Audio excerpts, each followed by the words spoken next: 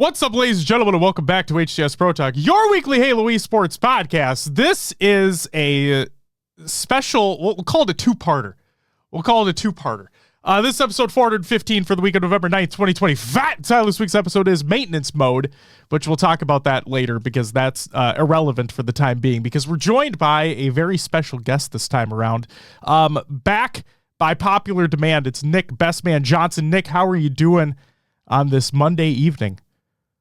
Great. It's been a good day. We released our documentary today. Other than that, it's good. You know, joined a little bit of a break post Worlds. You know, hanging out with my wife and took a trip and all that stuff. So yeah, it's been good.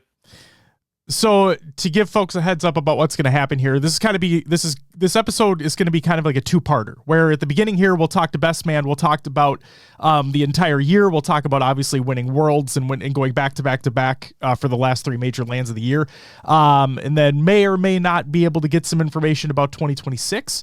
So we'll have to stay tuned for that as well. And then once that is concluded, we will have Bestman depart, and then we'll do the show as normal for the remainder. So, Nick, let me just ask you this right off the bat. How was the vacation? Oh, it was great. I think I saw you right before I was getting on my flight, which was random because you were in like the international part of the terminal. But yeah, I went to Banff in Canada and Alberta, pretty much like the Canadian Rockies, and it was kind of the end of the season, but still pretty busy when I went there, and the views were insane. Just a relaxing week. We did a little bit of hiking and sightseeing and walking around and stuff, but yeah, it was fun. It was great. It was perfect timing, especially since we won. It would have sucked to have gone on vacation not winning, but winning just made it that much better. That's a valid response. The reason why I was in the international part of the airport is because a buddy of mine, Justin, he lives in Winnipeg. So, okay. And they've taken trips to Banff before as well, but I was going to his gate to drop him off. Yeah, was he with his wife? No, he was not. Okay. Well, there was actually like 6 Halo people on that flight. So I just sat down randomly next to 2 guys, and I never even got their names, but we just talked about the tournament and the season, and they're like, "Oh, you were here for the?" It was like, "Oh, are you Bestman?" I'm like, "Yeah," and then because they weren't wearing any gear or anything. Sure. But they look like gamers, and then I saw like you and somebody else, and then I saw some girl. I think her name was Tiffany, or this robed angel or something. Yeah, she was like, "Oh yeah, I was." She's like, "I was on your flight, but I didn't say anything," and all that stuff. Like I was like, "Wow," there was like 7 people on my flight that were for Halo going to Calgary. That's amazing. Disrobed Angel, her and her husband were there. They're part of Mythic Gaming, and she was actually my beer pong partner in the tournament that they hosted over that weekend. So yeah.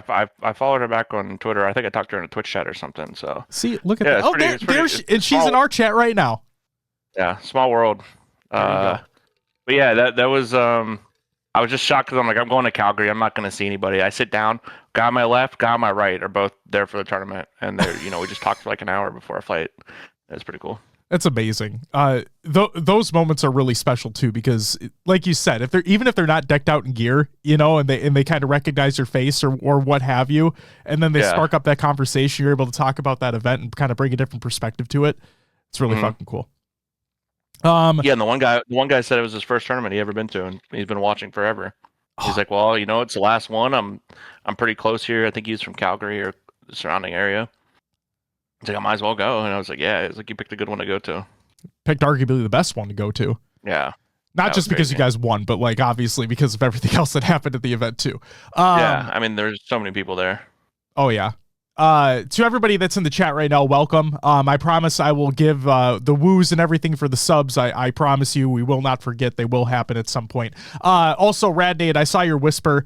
No need for payment on the shipping of the stuff, so don't worry about anything like that, my friend. All right. So before we get into the 2025 season, Nick, I want to ask you, you competed over the weekend, as a matter of fact. You brought it back to your roots in a way. You competed in the Halo 3 Throwback Tournament. So I just want to ask you right off the rip, how did it feel competing in Halo 3 once again, all these years later, but this time alongside the players that you coached in Infinite? Yeah, it was fun. I had to really convince Frosty to play. Yeah, I don't think he really wanted to, but Cycle and Last Shot were down. And people.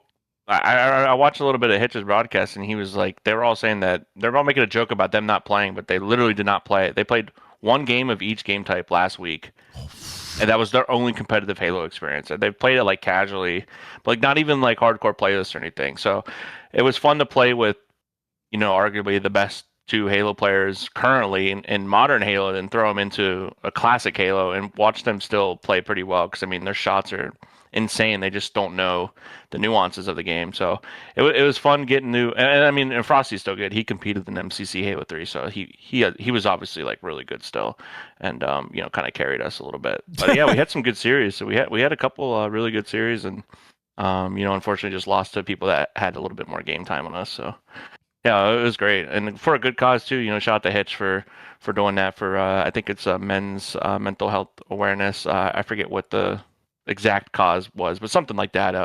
And he does great with his off-season tournaments between COD and Halo. I think he even does other games as well. So shout out to Hitch for getting me on. Yeah, it was they raised almost $10,000 for Movember for men's health and suicide awareness. Yeah, that's right.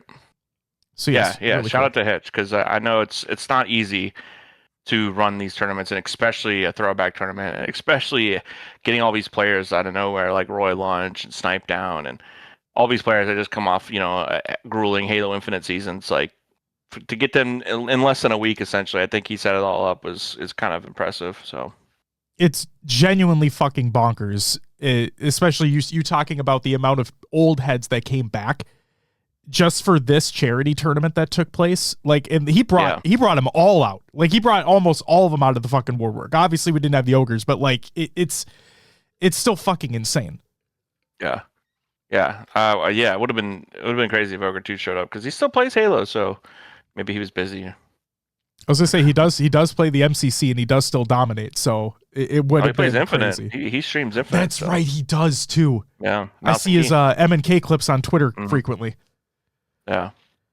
Oh boy.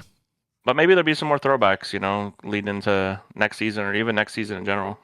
It would be very cool. And I was going to say this in the normal show as well, but I'm curious your thoughts on this too. Let me quickly find it in the notes. Jesse Sayo put out a tweet and said, the tournament was amazing. Throw an open Halo 3 tournament with a buy-in per team. You have no idea how many entrants you'll get. Long live Halo 3. So I'm curious your thoughts on that as a former professional player in that game, especially. Do you think there would be a large enough turnaround for that, or turnout for that, I should say? Um, I mean, is he saying online or just like in general, like host a LAN? You know what? Just for the sake of the question, let's do both. Let's just say both. I think online, yes, for sure, because there's a small community where just with them alone, you'd probably get 16 to 20 teams, and then you throw in any players from the current era. I say you'd probably get 50 teams in a Halo 3 tournament online. Now LAN, it would be just depending on a lot of things, location and uh prize money. But it's strictly for the patch in the game. I think it would work on LAN. I think you could probably get something going. You just have to get the right people behind it. So I have a follow-up question for this now, because I have myself, as coming from like the older Halos. Obviously, I never competed or anything like that. I was never that good. But like having because I can put my rose tinted glasses on and think about how great Halo 3 was back in the day, right? And obviously in that charity tournament, you guys played an MCC, so higher frame rates, all that fun stuff. So we had the Halo 2 Lives On LAN previously, right? Bunch of old heads came out. Again, really cool thing that was put on. This might be a dumb question. Do you think, let's say there is a Halo 3 throwback LAN that takes place, right? For the anniversary or whatever you want to do. Yeah. Would you have it on MCC or would you have it on original hardware? I think it would be almost too hard to have it on original hardware. I think the Halo 2 got lucky because they have a community that lands every year, and sometimes multiple times a year, to where they have already all the modded Xboxes that they need to set up the tournament, and then plus getting all the tube TVs and all that stuff. I think they just got pretty lucky. I think getting 360s would be harder than people think, and getting like everything on a OG. So I would probably do it on MCC. The game is a lot different though on MCC, so it wouldn't be like a true throwback land. You just be playing like the 2018, 2019 MCC Halo 3 era, because you go back to original 360s, you're on 70 FOV. You know, the hertz is a lot. You know what I mean? Like you're capped. That's why I'm like, my rose tinted glasses were those were peak times back in the day. But if you go back and you try to play it now, you're like, what the fuck is this? It's exactly. So you would I don't think it would be. I think it would be too hard to do it on 360, but it would be interesting. I would love to play original Halo 3 again, but I think MCC would be the way to go. Like no matter what happens. Yeah, that's the exact way I was going to be thinking about it as well. Yeah. All right. I want to move on to the 2025 season here, because we've had you on previous. That was really before the year kind of kicked off. Therefore, you got the roster. You had the first two. Okay, I know Dallas wasn't a major, but I'm, in all intents and purposes, besides Prize Pool, it was. So the first two main events of the year, right? And looking back at DreamHack Dallas, you get sent home by Optic with a 4th place finish, which would end up being your worst placing on LAN all year. Considering the absolute domination the team had for the rest of the season, can you take us back to the mindset of the team following that event to provide the insight as to what was done to prepare for SLC and beyond? Yeah, I think following DreamHack, our mindset was kind of the same as it'd been. We just really had to go and focus on our Slayers, because I believe at DreamHack we lost both Slayers to FaZe, and then obviously we lost the Slayer to Optic. We lost 2 Slayers to Optic, one in the first series, but then we ended up beating them Game 5 in winners. But then the next series for top 3 in the lower semis, or the lower quarters finals, would that be for top 3? Yeah, quarters. Yep. We lost the Slayer pretty decisively, and I mean we just got 3-0'd by Optic. So I think our mindset was we need to get better at Slayer. And I think all DreamHack, even Arlington, even the Kason event, I mean, our Slayers were our downfall. I mean, we were up, I think, at the Kason event, I think we were up Street Slayer by like 15 against Optic and lost. And that one always stuck out with me. So it's just like, post DreamHack, we just like, all right, let's get back to scrimming. Let's take our week off or whatever we did.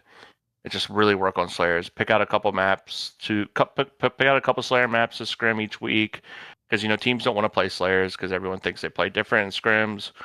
But we really tried to play one or two maps a series versus whoever it was if they wanted to. Besides maybe Optic, I think we just played objectives versus them, and really just grind Slayers. And then obviously, I think before Salt Lake, the new game types came out, right?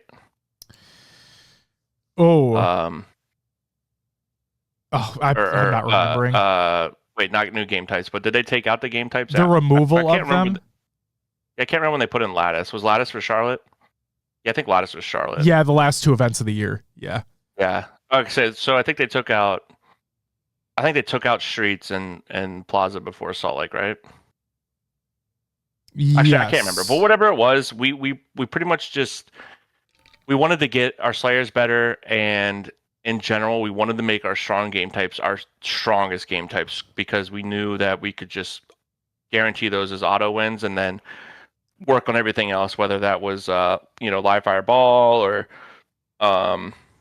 what was another weaker game type, or live fire king, recharge ball. I mean, in general, a ball was a little weak until the end of the year. So ball and hill, we really struggled at, but we wanted to just make sure we were dominating everything else, where it was both the strongholds, all the CTFs, and I really think that helped us at Salt Lake City. Obviously, game types go in your favor sometimes and go against you, and I think Salt Lake City, we had great game types lined up for whoever we played, especially Optic in the winners finals, and then the finals as well. So yeah, just really Slayers was the simple answer there.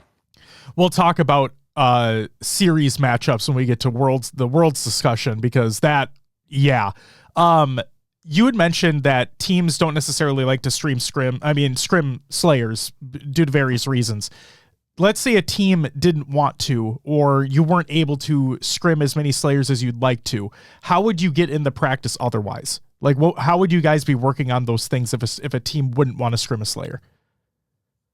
I think we watched a little bit of like tourney VOD when it came to Slayers, whether that was online or not. It was like an online cup, because honestly, like the cups online really helped with practice, whether it was for like, the 2K or whatever, whatever, if it was an open cup, if it was like a team tournament, a team hosted tournament, whatever it is, online tourneys were like the best practice you could get besides being at the tournament. So we would watch some of the VOD from those in the summer, because I think that was like the last time we actually played in any. I don't think we played any post Salt Lake City. Maybe like the Jersey Mikes, maybe like a couple, but yeah, just watching tourney VOD as much as we could in the summer was pretty key. Yeah, and you talk about a turnaround. You guys had, I think we named the SLC post-show Slayers Win Championships because of how dominant a performance you guys had in the Slayers, that turnaround that you guys had from DreamHack to then. So just, it was, obviously, we could joke all you want about it, but like, I was dead wrong, right? I thought that Optic would go through winners this time around in Salt Lake, and clearly that did not happen. You guys really showed that you guys really put in the fucking work and really made it work out and came to win. And yeah, for me, seeing Optic go through the losers round one, both fucking events in a row at the beginning of the year, and that's why I thought that if they go through winners, they're going to be unstoppable. And then to see you guys come in and really put that work in, and really like we watched the documentary today, right? And just seeing that it didn't necessarily get you too fucking down to the point that you couldn't make something happen. Do you know what I mean? Like, you didn't let the mentals get away from you. You really dug deep. You figured out exactly what you needed to work on, and you did everything you could to work on those things. And then, the rest was history from that point forward. Yeah. Yeah, like you said, like winners finals against Optic at Salt Lake City. I think we had Street Slayer map 2, and I think we won like pretty close, but that was one where I was like, that was gonna make or break that series, because if we lose that, it could be 1-1 potentially. Because I think we had, besides that, our game types are really good. I think we played Live Fire Strongholds map 1 into Street Slayer. So it's like, if we don't win this, it's gonna be 1-1, and then we have Fortress CTF, which is good for us, and then whatever map 4 was, I think it might even been like like a King of the Hill or something on recharge, and that's good for us as well. But it's like, if we just get that 2-0 lead, we just knew that we were going to win the series, and that's what it came down to. Whether it was FaZe or Optic, it's just like, we had to just guarantee whenever we get the map set released to us, we just have to guarantee, like, okay, we need to win this game type. And I could talk about the rest of the tournaments afterwards. But yeah, getting that advantage and having that 2 best-of-7 advantage at Salt Lake City was huge, because we ended up beating Optic in the finals, but I went to Game 7. But just having that comfort of like, okay, if we lose this, it's fine. We still got another, and I thought we were playing really well, to the point of like, if we lose the first best-of-7, it's fine. We'll just we'll regain in the second. Something that we kind of did at Arlington, but just didn't quite finish it. Like, we went to Game 7 in the second, but we couldn't finish it out. And I think that could be due to a lot of reasons. Like, maybe like Frosty wasn't playing the best that tournament. Royal 2 wasn't playing the best. But like at this point in Salt Lake City, it's like everybody's playing their floor level Halo now. Mm-hmm. So it's like, I had no doubt in my mind. It's like, if we lose a coin flip best-of-7 Slayer to Optic, we'll just come back and win the next series. And just having that advantage, winning winners finals is huge. Absolutely. And like I said, we'll talk about Worlds in that series, the winter final specifically leading into the grand final, because it was, when I was looking at the stats over the course of the year, right? I looked at this and I'm like, this is either going to be a sweep, or it's going to be like, if you guys make it to grands, like from winner's side, If you guys make it to Grants from Winterside at Worlds, it's either going to be a sweep or it's going to be a 4-1 based off of the map mode layouts.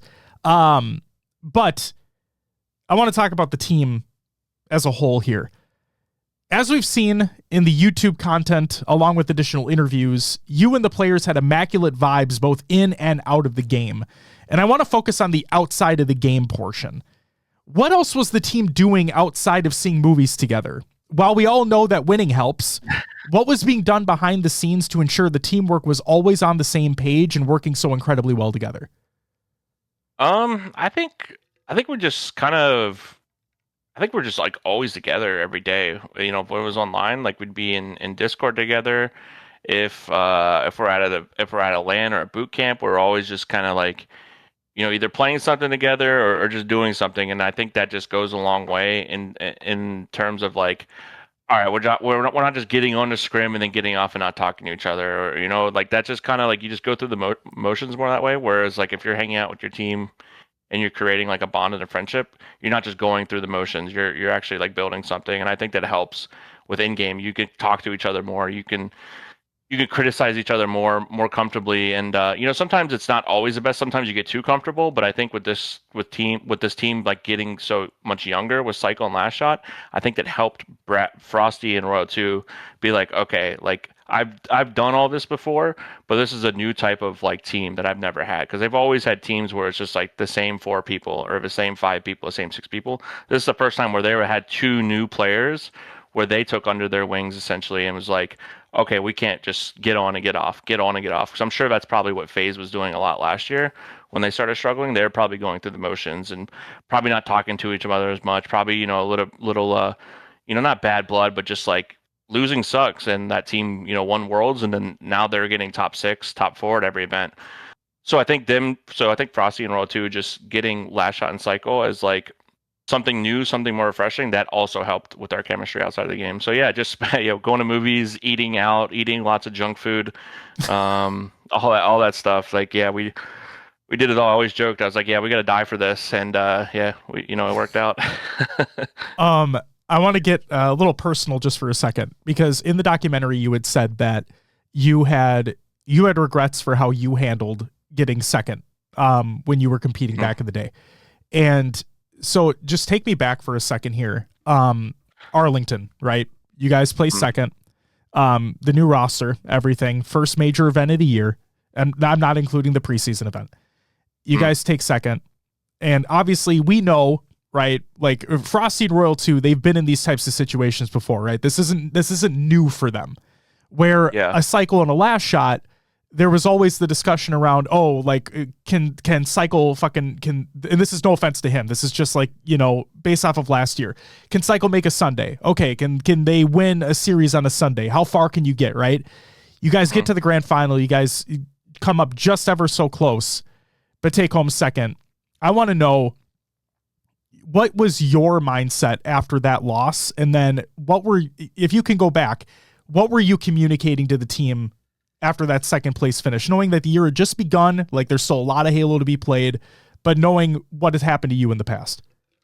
I don't think I had to say much. I think everyone handled it pretty well. I know, like personally, like I think Royal 2 was disappointed because I think he felt like maybe he didn't play the best, maybe Frosty as well, and maybe even Last Shot. And I know they complained about a lot of different things, whether it's like hope or not. It's like maybe they're like, oh, the setup didn't feel good, but that's just like every Infinite player when they go to the HCS events. They always just complain about the like the setups and Very the PCs. True. Very true. So that was one of them. So, but I was just like, you know, I kind of remember saying, I was like, I think we're the best team. I've been saying it. I was like, sometimes you just lose. Like it was just like on all the online cups. Like sometimes we won, sometimes we lost. I wasn't too worried about it. Like I think we were pretty decisively better than the other teams at the time, you know, but besides going in the DreamHack when we lost to FaZe, like I thought we handled SSG. I think we played SSG and FaZe at that tournament, and I think we 3-1, 3-0'd both. And so I was just like, you know, like we'll be back, like it's fine. Like you know, we all hung out that night. We all went to Grog's room. I think we watched VOD maybe. I don't even actually know, we didn't watch VOD. I don't think we watched when we lost. But yeah, we just, you know, hung out, and it was just like, yeah, it's fine. Like it's the first finals for Cycle and Last Shot. In hindsight, it would have been nice to win that event because it's like so many what ifs, and I'm sure every team has that. It's like we could have just won every event this year if two plays go our way, or if two things go our way, or if Optic loses to SSG in losers bracket at DreamHack. You know what I mean? Like, Yeah. if Optic's top 8 at DreamHack, like I think we have a free finals. Like, you know what I mean? But that's the way it is. That's the way sports are in general, esports especially. One or two things can happen that can change the trajectory of a tournament. One of the things, and I know that we all we joked in DMs and whatnot about my dumb takes about, Optic thinking they're going to win and blah, blah, blah. But one of the things that I genuinely admire about you, not only as a coach, but also a competitor, is that there's a saying out there, right? If you want to be the best, or if you're going to be the best, you need to think that you are the best. Plain and simple. Like, you need to have that mentality that you are the best and nobody's better than you. And so when you were consistently saying, like, it's right at the end of Arlington, right, and all the way up through the end of the year, I believe we are the best team. I believe we have the best team. I believe we are the best. And it's the fact that you keep reiterating that over and over and over again, also to your teammates, right? I think that can go a long way as well.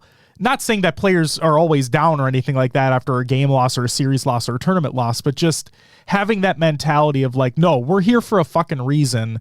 We're putting in that work. We are the best team in the world, and we're going to show it. And you guys absolutely showed it, especially in the last 3 major events of the year. So yeah, I think having that confidence was key for sure. I mean, people probably thought I was crazy, you included, when I was like, no, I think we're better than Optic. I see, obviously I'm biased, but like, I just felt like we were the better team when it came down to when you look at like the grand, the whole year, we besides Optic, we tied a scrim that like to FaZe in the beginning of the year, and maybe one other scrim we tied with like C9 or something like that, or I can't even remember. But besides that, we didn't lose a scrim. We didn't lose to anybody besides Optic all year, besides FaZe at DreamHack, and then besides SSG post Salt Lake City, which was Royal 2 playing on a Razer controller, and I wasn't there, so that's an asterisk one. But yeah, like when I look at the whole season, I'm just like, we just didn't lose. And when you look at Optic, I think the biggest difference was our floor was so much higher. Like, we didn't lose to the TSMs, we didn't lose to Nemesis, we didn't go to Game 5 with Cloud9. We didn't do all the stuff that they struggled with this year. And obviously they played us well. Like, we don't get me wrong, I'm not saying we were on another level with them. They beat us, and they beat us pretty badly sometimes, but I just thought that they played the weaker teams a lot worse than we did. That is something that I can agree with you on. It really did feel like the matchups that a team like Optic should have won and should have won handily. I mean, I was talking to Will, and I was talking to others in our community as well, like at the events, watching them, and I'm like, this is kind of a barometer, right? Where the question always was, are Optic going to come out on top in their pool? Because the fact that that's a question that had to have been asked is frankly fucking insane. But at the same time, and I don't know if you can agree with this or not, but like, I believe that a Friday is different than a Saturday, which is different than a Sunday in terms of the level of competition you get throughout an event. And yeah, but you can't be losing Mind Freak. I don't disagree with you. I don't disagree with you. And so the fact that, respectfully, of course, like, Mind Freak definitely got a lot better, but yes. Yeah.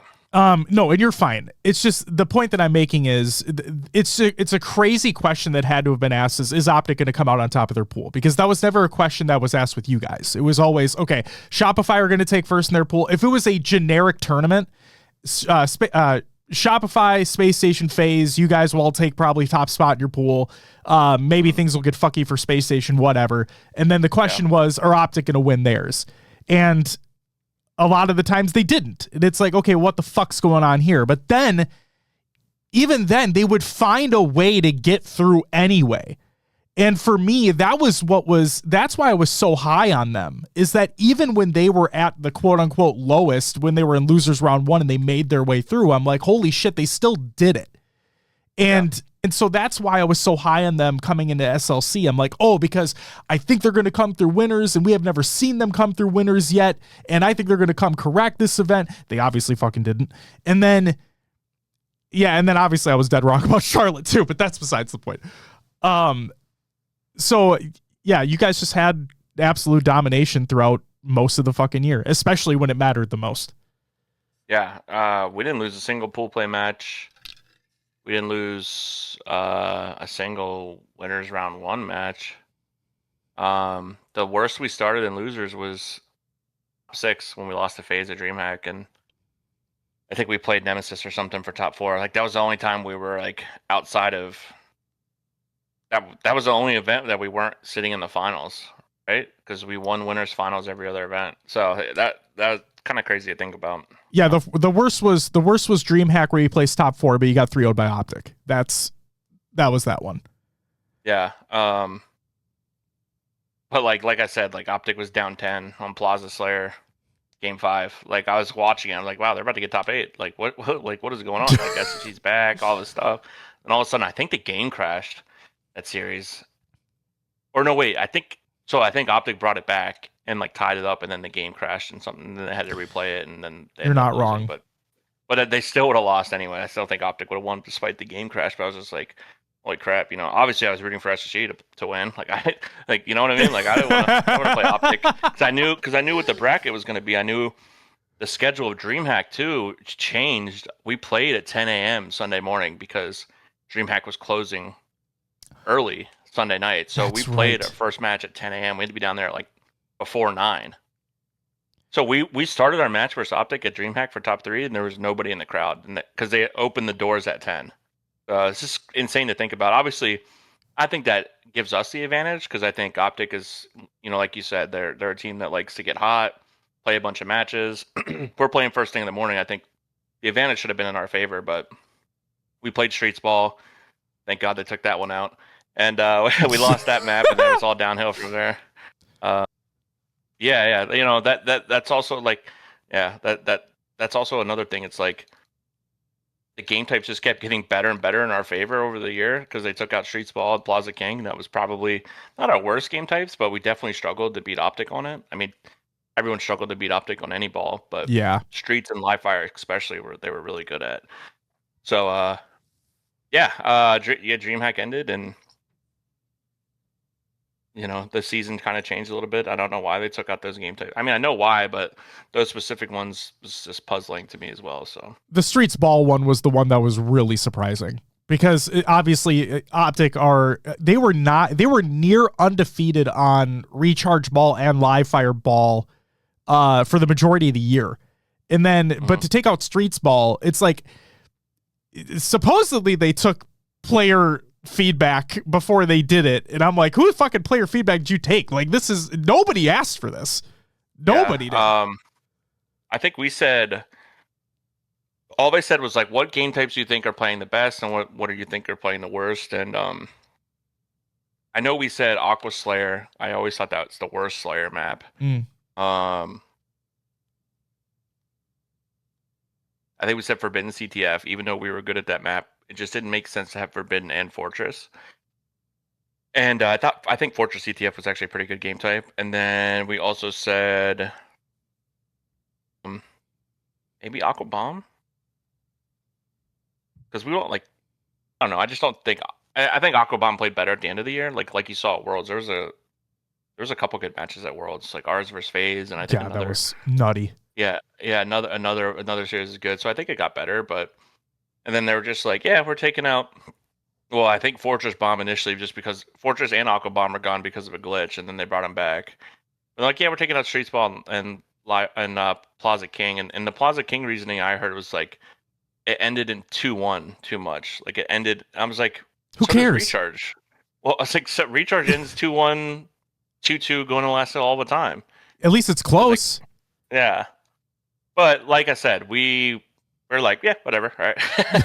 Like we like the game types, but we knew Optic was really good at them. So it was like I was fine with it. Jesus Christ. Yeah, the fact that Sunday at Worlds kicked things off. That game one, that Aqua Bomb again with you and FaZe, and the fact it went to double OT, it's like, holy shit. That was game one. That's how Sunday started. Saturday. Oh, Saturday. My apologies. Just Mm-hmm. fucking bonkers, man. Yeah, we choked that too. That was bad. That was a bad loss. You know, But go ahead. it happens. FaZe was good. I think Last Shot said it on his stream earlier, but we lost that FaZe series. I still think we would have won the tournament. I was that confident with us. The bracket would have been, we played TSM for top 8, and then so on and so on. Was it Cloud? It was like Cloud9, and just all the teams that we think we were better than, and obviously anything can happen. But it would have been a much longer day, and it would have been scary. But I still think we would have been right back in it.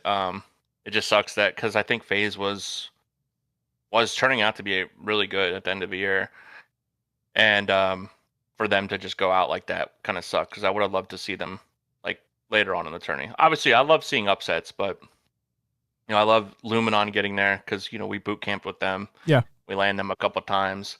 Envy as well because they were knocking on a door all year. Mm-hmm. But I would have loved to see FaZe back up there. SSG was not surprised by their result at all. I think they kind of came. I think they were flying too close to the sun with the problems that they were having, and they finally just caught up to him at the wrong time. Yeah, because they still got fourth at like the previous 2 events, but like I don't think they're the 4th best team, if that makes sense. I can respect that. Yeah. So, fuck it. I'll move this question to later because let's talk about Worlds. I want to talk about FaZe just for a brief second here because they did play you guys very, very close in that series. It went to a game 5, came down to the wire. FaZe had a tremendous lead in that Solitude Slayer. You guys, but Slayers don't really start until the 30 kill mark anyway. You guys bring it back. That's Last Shot. What's up? That's what Last Shot says all the time. Because it's true. See, guys, sometimes we know what the fuck we're talking about over here. All right? Sometimes we do. That's a fact. Well, we make fun of him for it, but I'll let it rock though. Thanks, I appreciate that. Let him know that we agree with him because he's right. Okay. So like I said, believe Slayers don't really start until the 30 kill mark. That's when you kind of really figure out the flow of the game. Unless it's really like an Origin Slayer, in which case that shit can tumble so fast. But you guys come back. You guys finally take the lead. The fucking incredible clip of Royal 2 getting the stick on Snakebite up on S3. Like, just awesome to finish that series out. And then the finger wag at the end. But for all that to happen, for FaZe to play you guys as close as they did, I guess my question is twofold. The first part is, and this is no offense to FaZe, but I'm genuinely curious. Do you think they just came out hot against you guys, or do you guys think you maybe played down to the competition in a way? And again, that's no disrespect. It's just because you guys are arguably the best team, and you guys are now, obviously. And then the second part of that question is, to go to a game 5 with you guys and be as close as it was, and then to peter out as much as they did and get top 12. Like, just thoughts on that in general. Okay. Yeah, I think FaZe is actually playing really well against us. The Aqua Bomb game, they beat us at Charlotte on that, I think. Because we 4-1 them in the finals. I think the one map we lost was Aqua Bomb. And I thought they played it pretty well. It was definitely, I want to say, our weaker game type, but we just kind of struggled at like keeping our momentum on it and like kind of like having bad deaths in the middle of the map as they're running bomb. That's just kind of like we would just get capped on in the most heinous ways possible. But no, I thought they were playing really well. But when we had Livefire Slayer map 2, I knew that it was just going to be like, we just knew how to play against them. I think they played the game kind of differently than everyone else. They play more structured and not like scared, but like they don't make as many moves as other teams do. So once we got momentum on that, it's just like we're just running at them, splitting spawns, just getting snipes, getting camos, and yeah. Then we bounced back, with the game 2, and then we lost the Fortress Flag, like 3-0, and then I don't think we've lost a game on that map like all year like that. I think that's one of our, or not Fortress, it was Forbidden. Sorry. I think we were just playing really weird, but they were also playing it well. Like they were just playing more methodical and like making themselves harder kills, and we were just thrown off. Like I think that how well they were playing, and luckily we brought it back on recharge ball. I think we lost the first round on recharge ball too, so like we were one round away from being in the losers, and we brought it back and we had a dominating round 2 and 3. I think everyone on the team went like +10 or more, +7, +10. And then, yeah, to have that game 5 and be down 10 and turn it around like that was huge. You know, that's just kind of how Plaza's played in general, or Solitude and Infinite. Like, you could be down 6, you could be down 8, you could be down 12, and within two cycles of kills, you could be, all right, we're down 3, we're down 4, we're down 5. It's like, all right, it's only a 5-kill game now. And I think that's what made us so good in Slayer, because it happened not even against FaZe, but against Optic as well, where we'd be down like 6 or 7 kills, and then we just bring it back. I think it's just always like we're so good at doing the optimal plays in Slayers, and like I think it punishes other teams, whereas like I think other teams play it more safe. So like when we get the momentum back, we're running at people more, we're splitting spawns more, we're making the game really hard. Whereas like if when they're up 6 or 7 on us, they're playing like slower, like they're getting kills, but they're not running at us, they're not like Pushing they're the not playing how advantage. we played exactly. And I think that really helped us on Plaza. Once I think we were up 10, and I think we went on a 9-0 run to bring it back to 1 kill, and then I think someone finally died, and then ever since then we were kind of just trading back and forth, and then we eventually inched away at the end. So yeah, I was proud of how we won that, because FaZe is a pretty good Slayer team, but I think we hadn't figured it out. So it was nice to just finally put it together on Plaza, because that's probably our worst map. And then your thoughts on FaZe getting the top 12 then at the event. Again, to take you guys to a game 5, but then just to get frankly obliterated. I believe it was by TSM to get eliminated from the tournament. Yeah. I think it's just a classic. Like you lose a series where if you think you win that, you could probably win the tournament. So I think they were pretty confident against Optic. Whether it was warranted or not, I think they probably just thought they were better than Optic since they beat them at the last tournament, and they're playing pretty decently online, I think. So I think they were just like demoralized, but it's just weird because those caliber of players, you just wouldn't expect something like that to happen. Those guys have all, I mean, Penguin's been, I mean, he's been top 3 every event in Infinite. He's made a Sunday all 4 years. Yeah, so it's like, it's not like no matter what happens, it's like they were better than TSM as a whole, but it's like obviously any given Sunday, anybody can win anything, but it's just like the way they lost, it was just bizarre, because it's not like they lost a grueler. They just got obliterated. They got obliterated. Yeah, like they were getting put on posters, like sniped out, you know what I mean? Like Manny, Druck, they were all just playing out of their mind. Talik had like a 1.8 in the series. So yeah, it was bizarre. I don't know what to make of it. I didn't expect that, especially TSM to win that, and then they ended up losing their next series. Yeah. So I was like, oh, this is going to be one of those events where TSM makes like a top 3 run, and then they just come out and lose, and I'm like, what the hell is going on? Like such a weird tournament already. I think they lost to Envy. Yeah. Yeah, and that was the thing too, is that TSM were one of Envy's bugaboos for the year, and the fact that Envy were able to close that one out the way that they did. Yeah, because I think Envy lost 50-40 or 40. They lost that 1 kill where the time ran out at DreamHack against TSM. Because I mean, TSM or Envy was that close from a top 3 at DreamHack. Like if they would have won that, they would have been top 3. Yep. So it's like Envy's been knocking on the door all year. Frosty loves playing them, wants to scrim them all the time because he thinks that they were really good, had a lot of potential. If you look at Haywood at High, we land them every single event, so we knew that they could be good. They just had to get over their like, I don't know if they had Slayer woes. They just had like closing it. They had game 5 woes. Yeah, they couldn't win a game 5. They couldn't. So the fact, if you go back and look, this is really funny and cool. It's funny and cool at the same time. They didn't have to go through game 5s in order to get to this 3rd place finish at Worlds. And obviously we had best of 7s all day Sunday. They didn't have to go to a game 7 either. So it worked out in their favor. Yeah, for sure.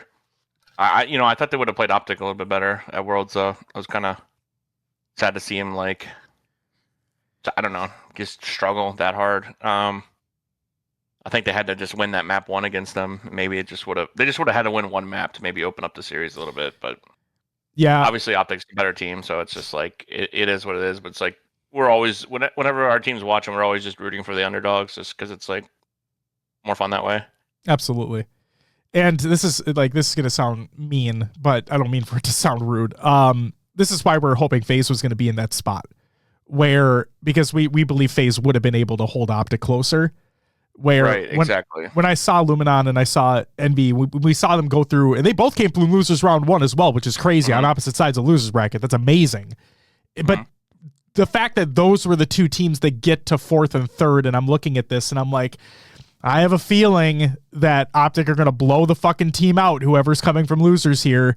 And unfortunately, that's what happened. But at the end of the day, it's great for Envy that they got to that spot. It's great for Luminon that they got to that spot. So good for them.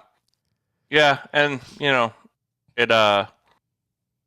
it sucks not seeing like the best teams there at the end of the year. Like we love upsets, but it's like would have loved to have seen FaZe and Optic play, or I mean even SSG. Just like these players that have been at the top, almost every single event, just getting upset at the biggest tournament of the year was, it's kind of hard to watch. But I honestly think Luminon would have had a little bit better matchup if they won versus Envy.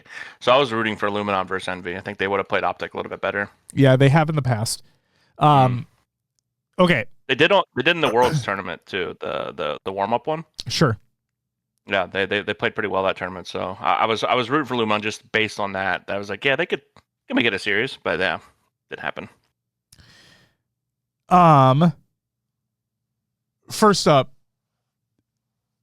Miyamo asks if he thinks his prediction from Tide the Leader came true. B-Man said that the TSM squad and Soul Snipe will always have a hard ceiling if they stick together. So if you remember that, I want to interject and add my point too, because there has been I don't even know if this is necessarily a hot take, but this is a take that I've been keeping to myself all year. And I don't think I ever truly said it on the show before. And I'm not kidding. I've had this all year since the preseason, where I'm a big fan of teams, of players sticking together and trying to work things out. If it's not necessarily a chemistry issue, and it's more so a gameplay issue. My thing is, the take that I've always had that I don't think I've said is like, I truly believe that, kind of like what you potentially had said on that Tide the Leader episode, where I don't think Soul Snipe goes higher if he stays on that team. Yeah, if I think what he's meaning is, I think like I don't think that they can like, break into the finals. I think that they were good.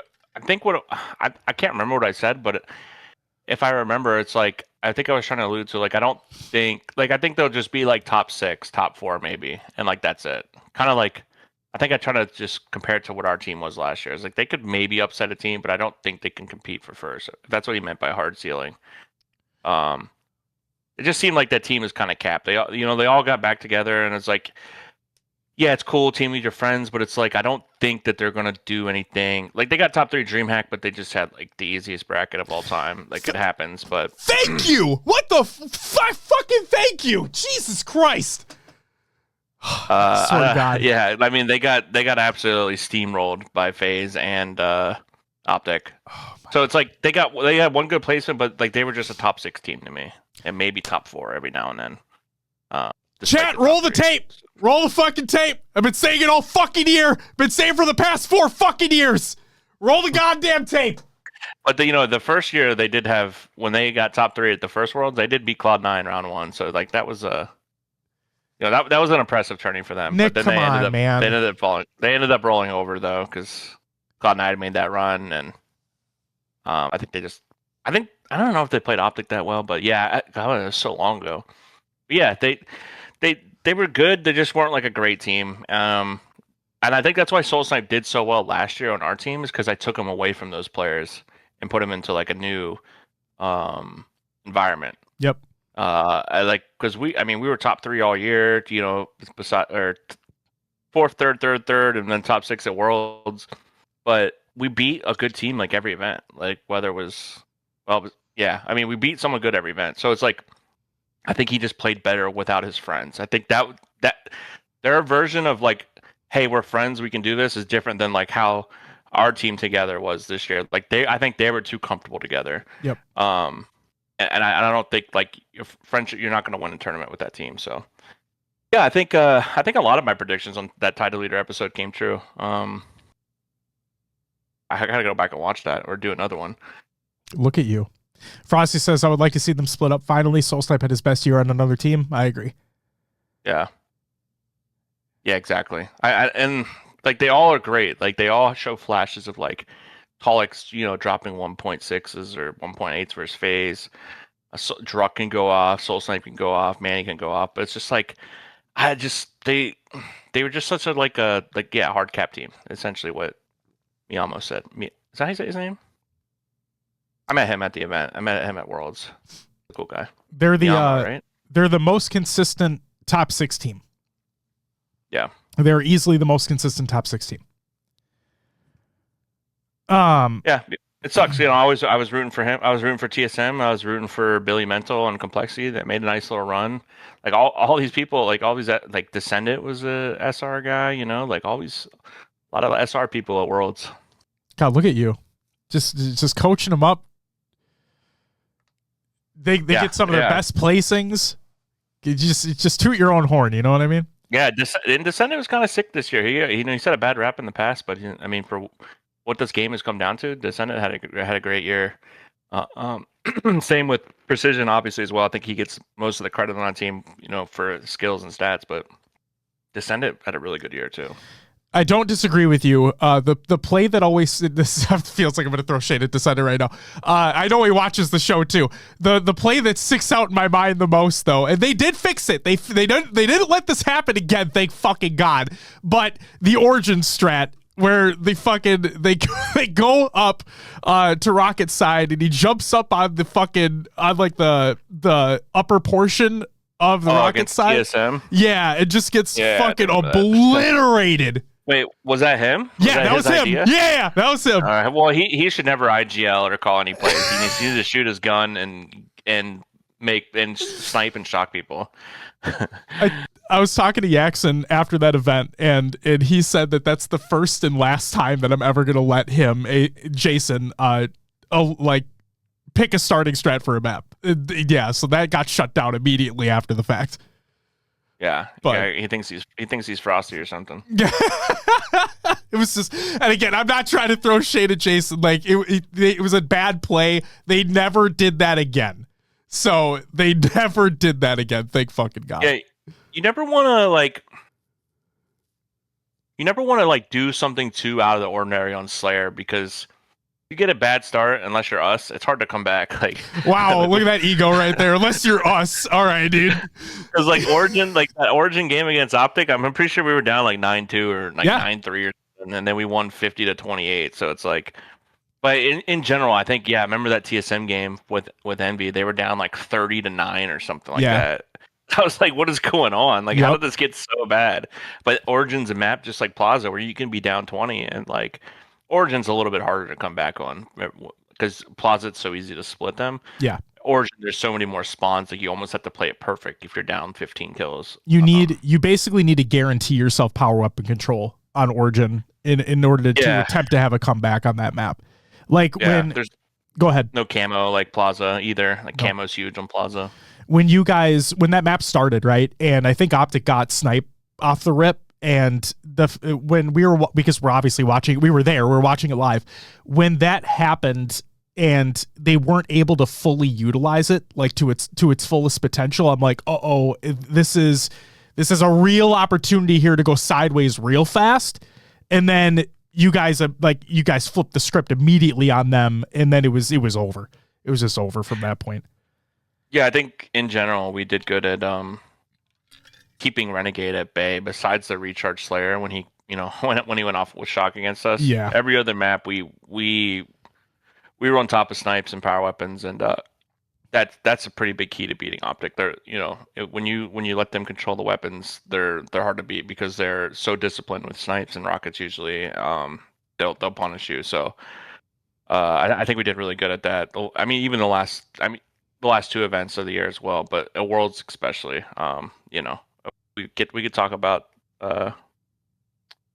Worlds now if you want. I don't know if you wanted me to ask anything else, but I was going to talk specifically about Worlds. Yeah, so I do. I want to bring this up right off the bat. After the tournament, during the little meet and greet that you guys did, which was really fucking cool, by the way. The fact that you guys did a meet and greet at your booth, and then also after the event had concluded, you guys were out in the registration area doing another fucking meet and greet. No team does that. Teams don't fucking do that. So shout out to you guys for doing it.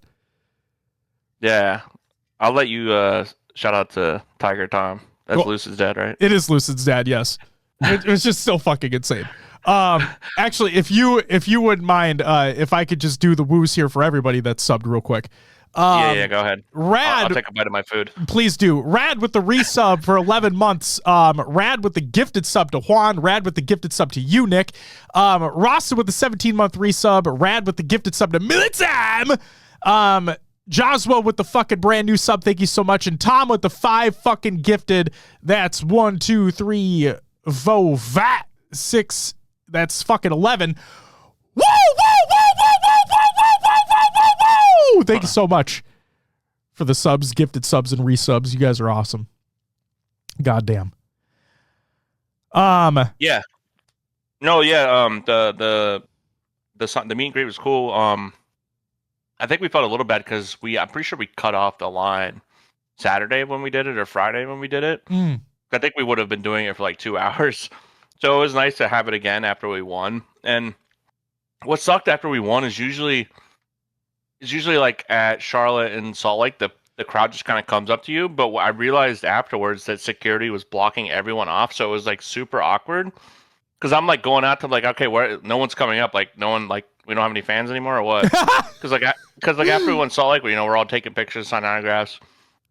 But I like walk out and I'm like, oh, there's 20 security guards all standing there, so no one can walk up to us. I'm like, all right, well, let's go to our booth then. And then we went to our booth, and they're like, well, no, we got to kick you out because we're shutting down. So then they put us in the registration area, and no, it was pretty cool to do that. And what were you going to say about our conversation there? Yeah, so after the tournament, you had told me that you guys knew you had won the event once you won the Oddball Live Fire, which was game 1 in the winners finals. Of course, there was more Halo to be played, but what were the discussions with the team like after that series specifically, knowing you were in the grand finals of Worlds from the winner's side, beating Optic at hands down their best map mode combination all year? I mean, we didn't really talk about the series too much, but it's like I think we knew like once we won Live Fire Ball that it was just like something's not right. Like all right, we're just either on another level or this team is like having some sort of issues because we definitely had not beaten them in Live Fire Ball, and I think they've only lost it. I think they've lost it 0 times on LAN. Correct. And then I think maybe they've lost it 2 times online, including scrims, maybe 3 in 9 months is kind of insane to think about. I think we finally, and I won't, whatever. HCS is done. So, I mean, we have tournaments next year, but we kind of took their strat and just got better at it over time. It took us a while, but we pretty much just did what they did, but did it better.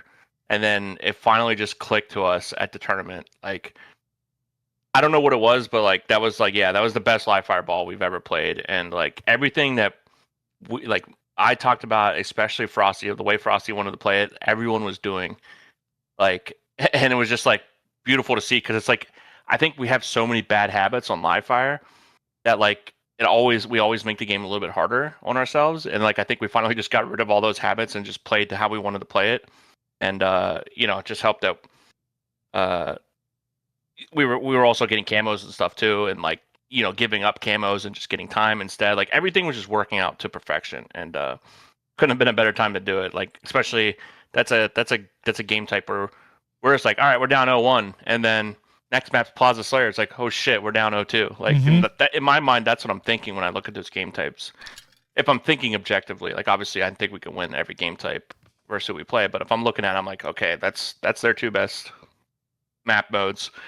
And so just win Live Fire Ball, then win Solitude Slayer.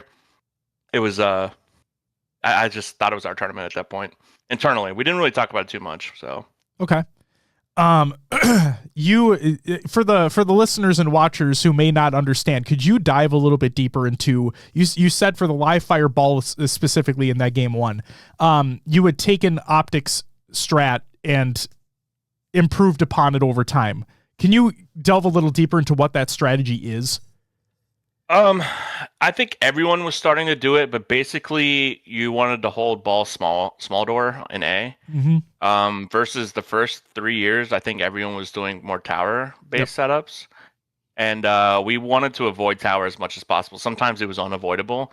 But like even if we knew they were spawning in A, we would still try to bring ball to A and kill them as they were spawning there, just because I think you had the more optimal way to play it was to hold ball in A.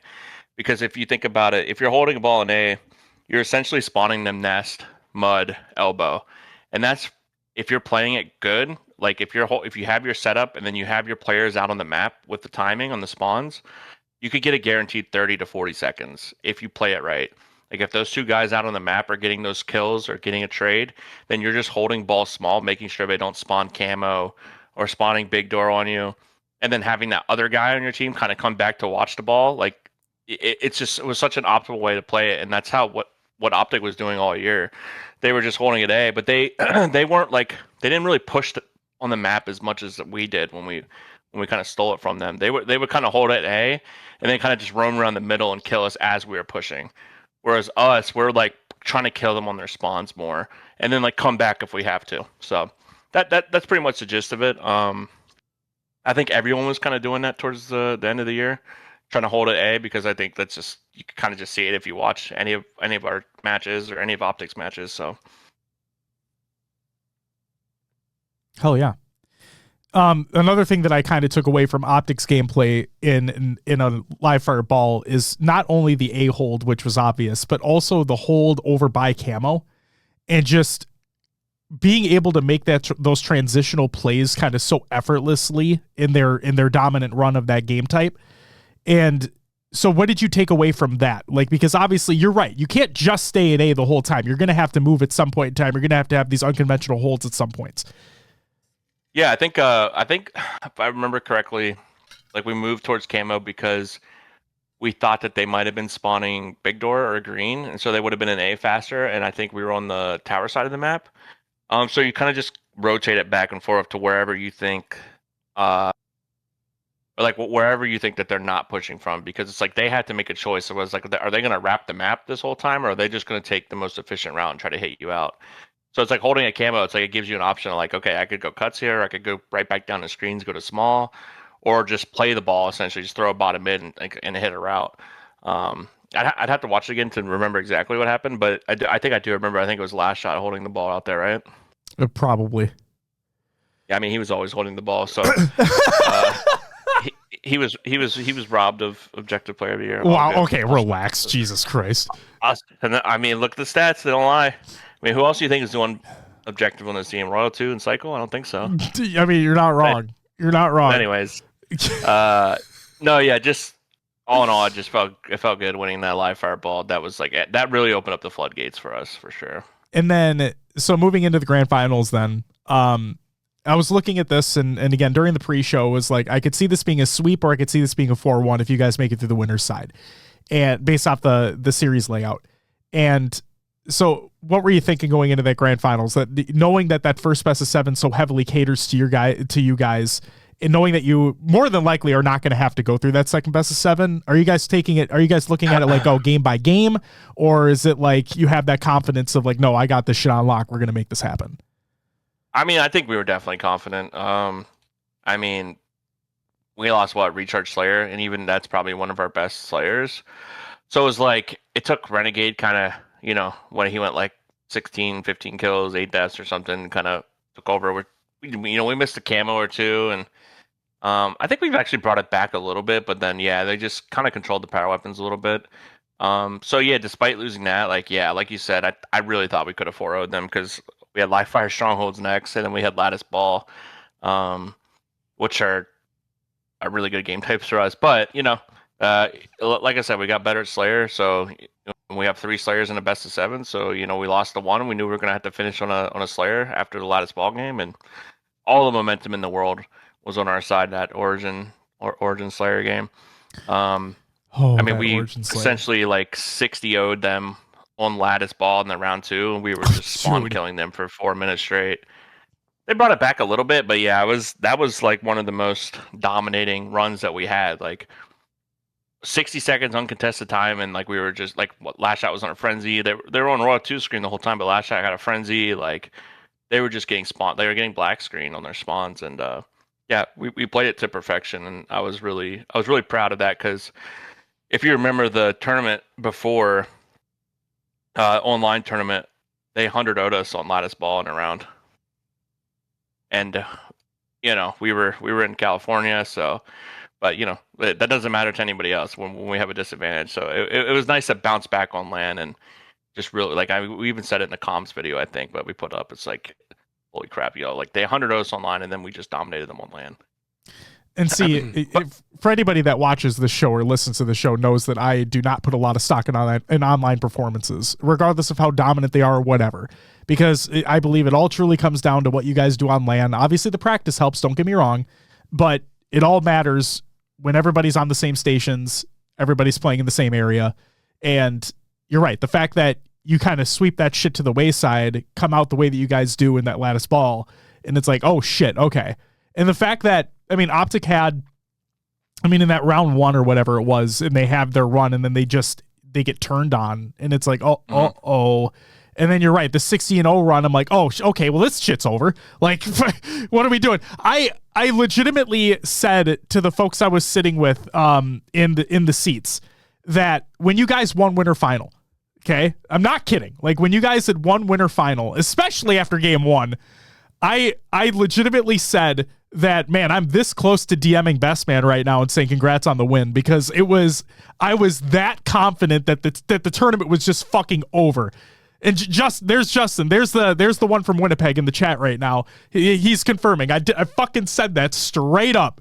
I'm like, okay, well, they won the tournament, guys. We can go home from this point on. Like, this is crazy. Yeah, if you would have DM'd me that, I probably would have blocked you.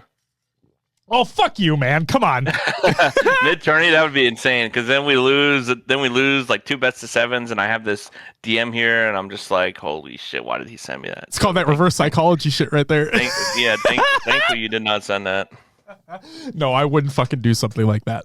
But no, it was just like, yeah, you guys won that oddball live fire, and I'm sitting there thinking in the back of my head, if there was ever a time for Optic to lose this map mode, it's right here, right now.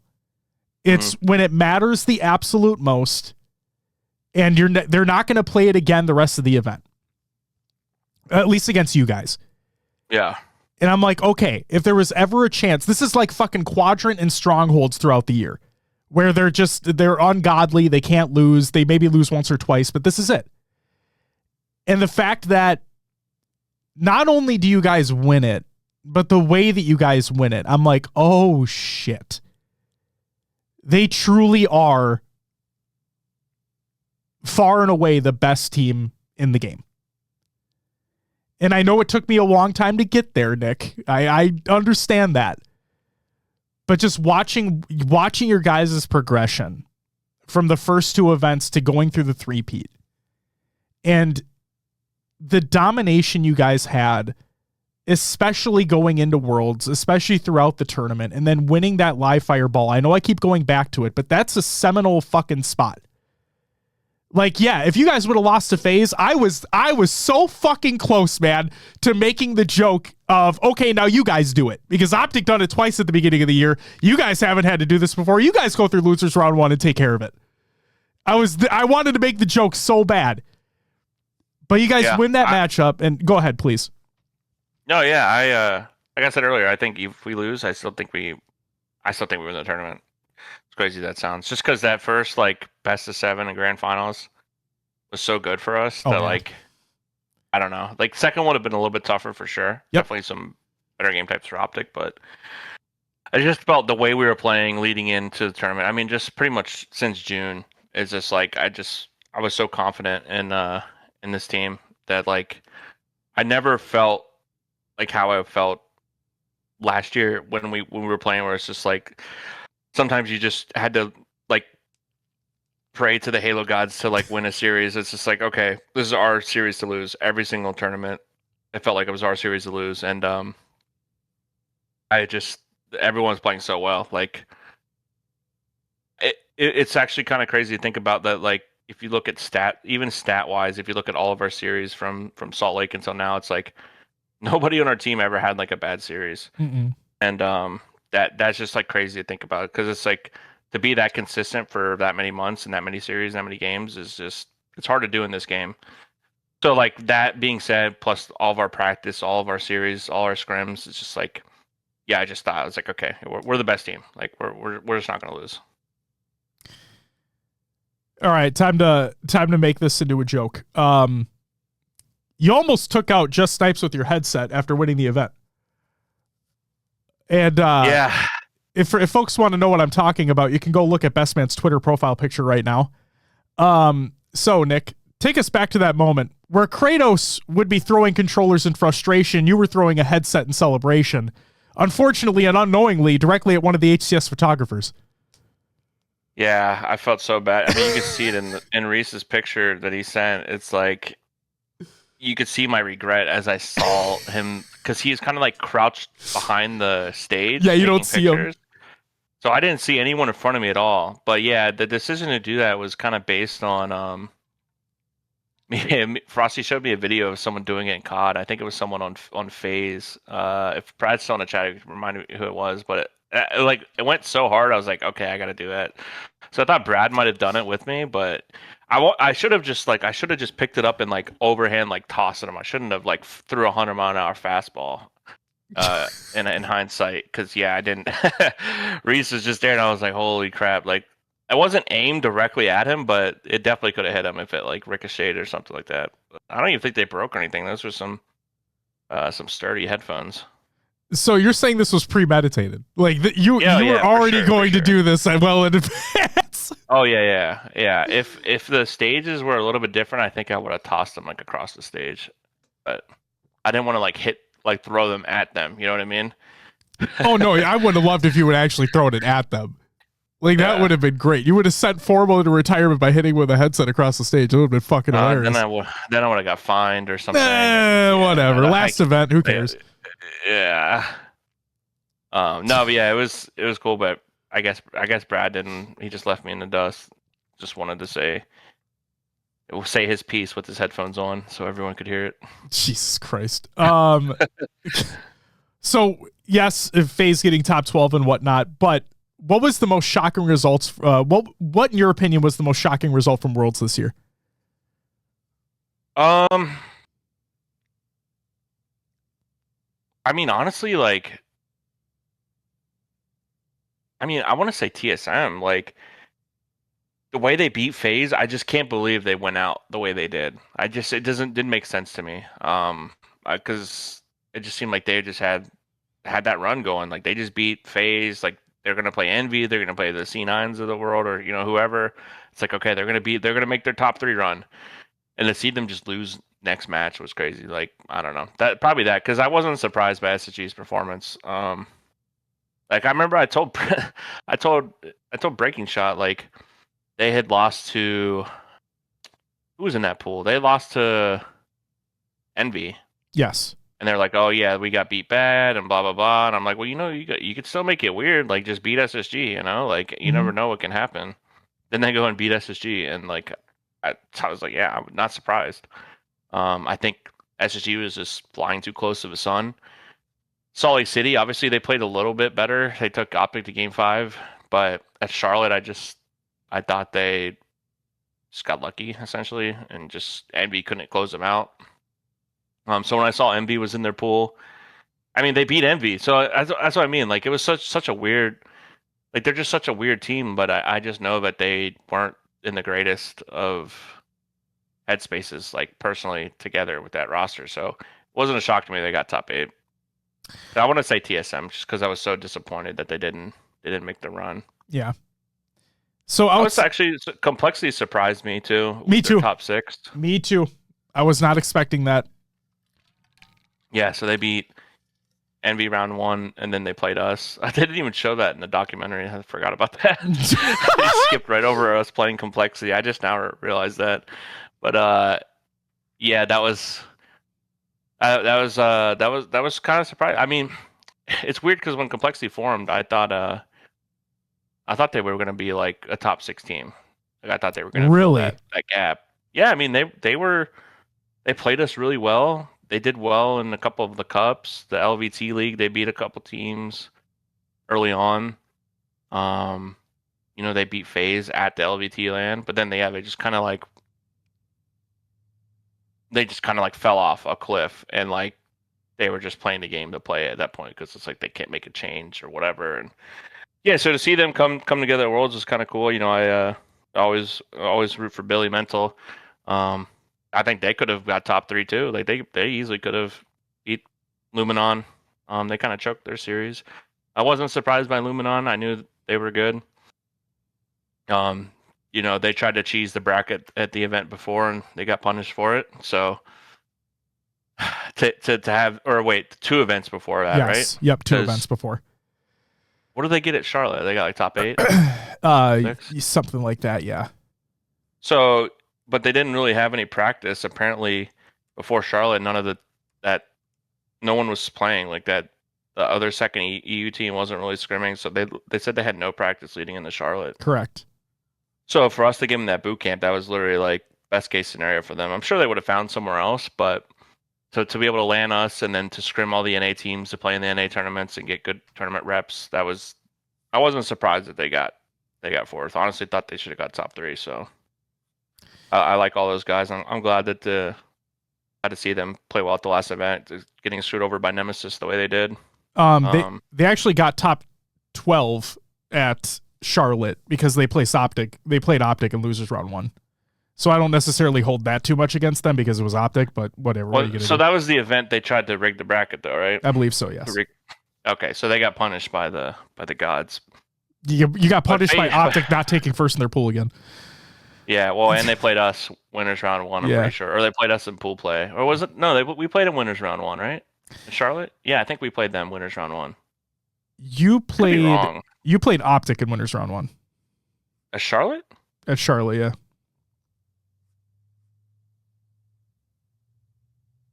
Man, what am I thinking of then?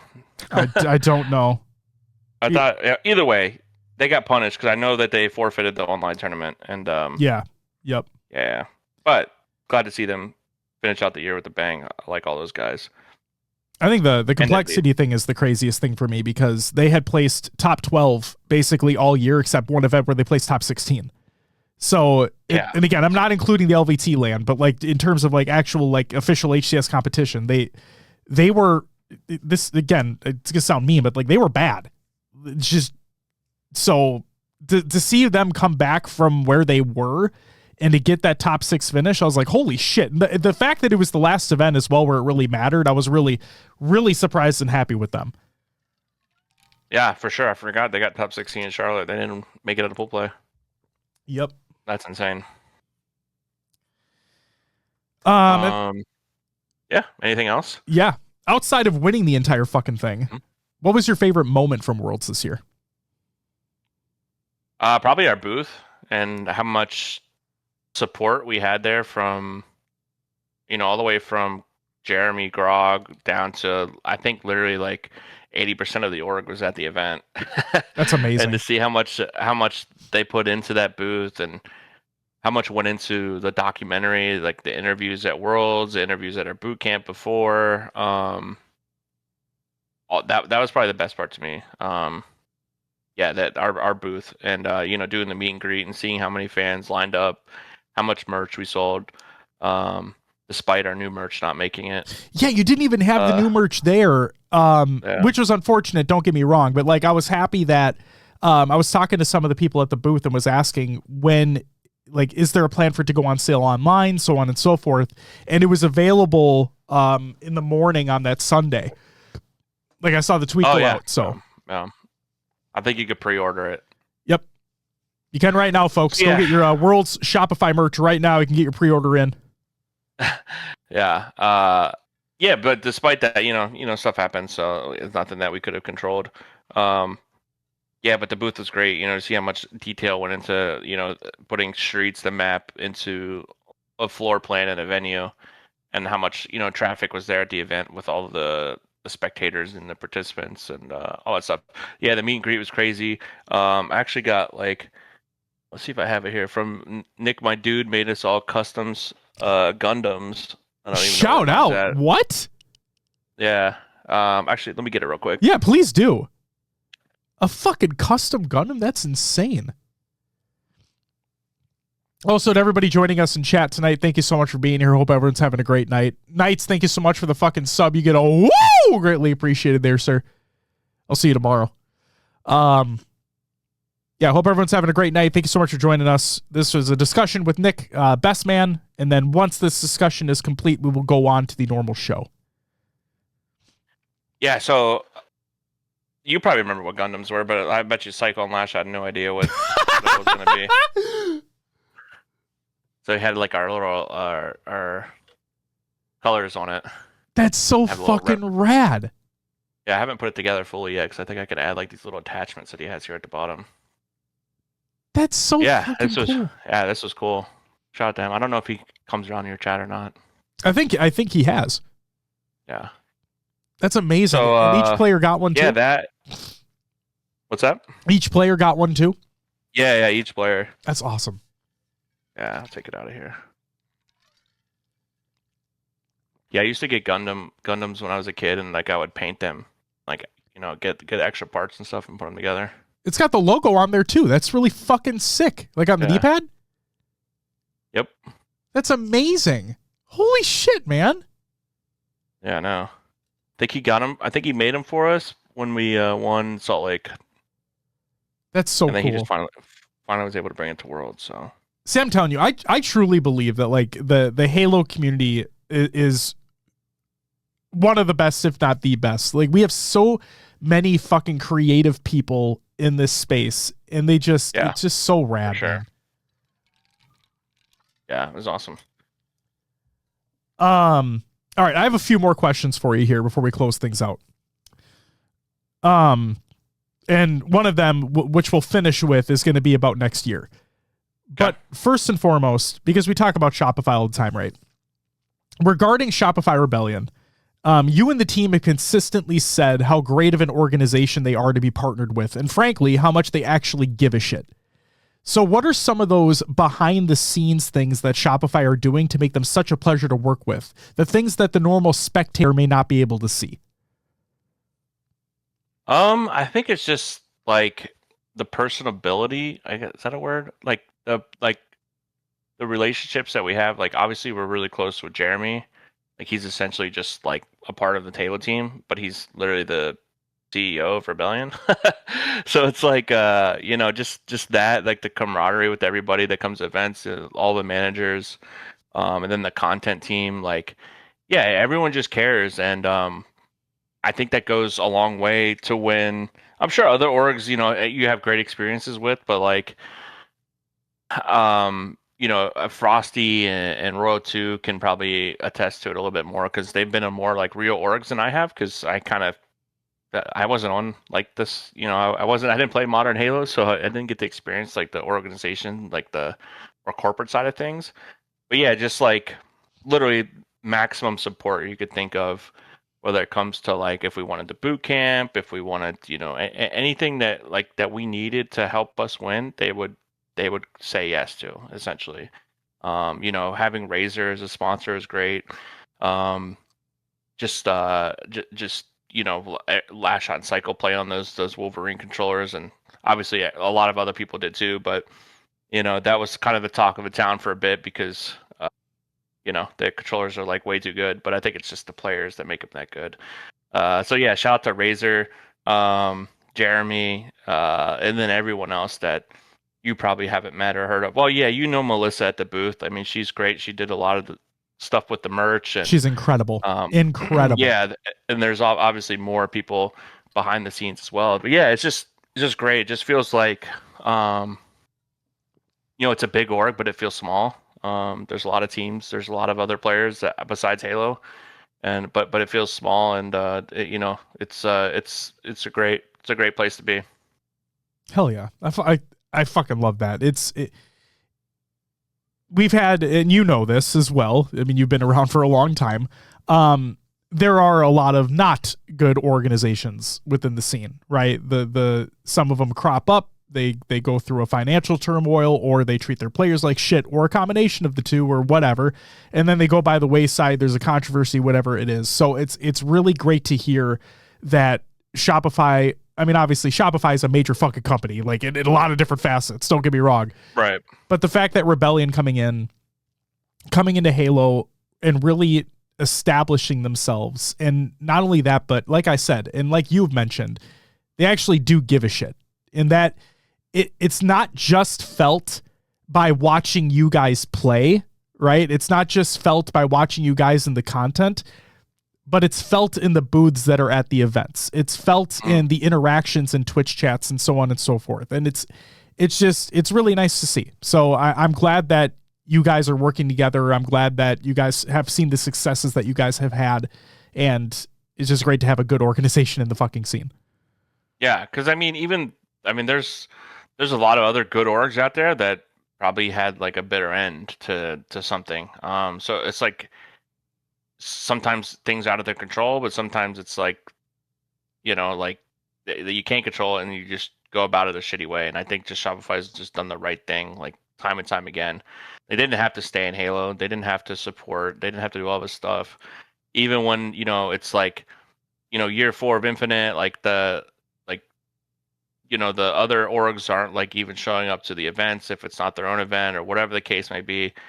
It's like we're still there. We're putting a presence. It's not like we're just there to make. They're not there to make money. They're there to be like, okay, here, well, what can we do to, because it's like we may be a small community, but the Halo community is still passionate. So, to reward all those passionate fans to still come to the event is something that's just nice to see. And I'm glad I'm here.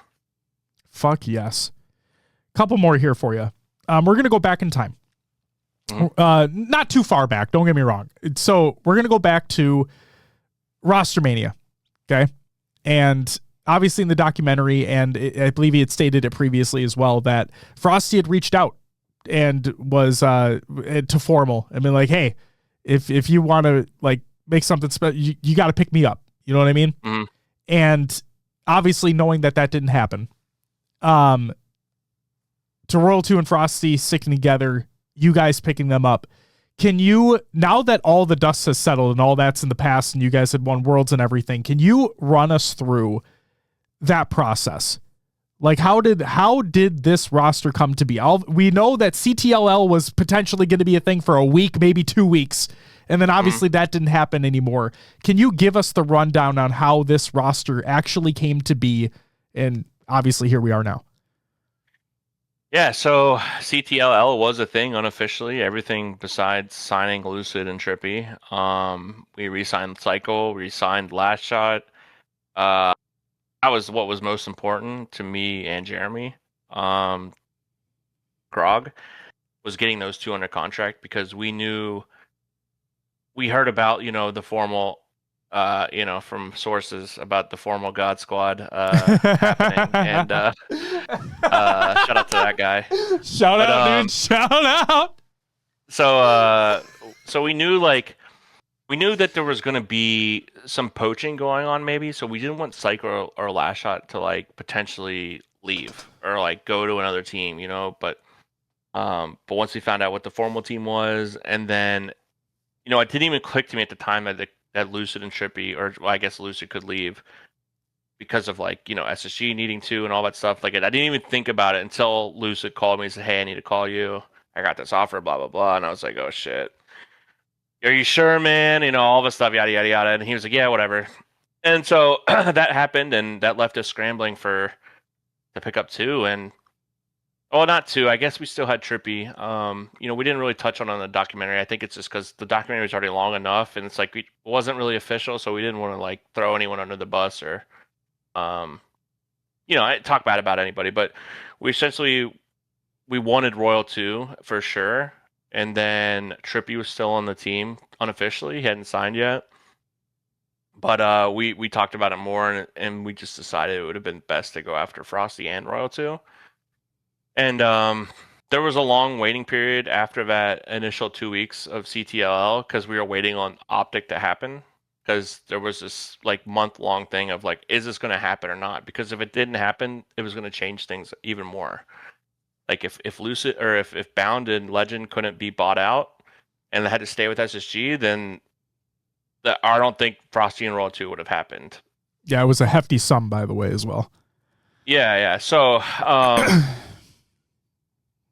yeah, everything went through. We were, unofficially talking to Brad and Matt a lot. It was like, okay, it's gonna, it's gonna happen, but we're just waiting. So it was just this lull of like all of November essentially. But then once it happened, then we got it signed, we got it done, end of November. Yeah, I mean, the rest was history. I don't think anyone thought that we would be as good as we were.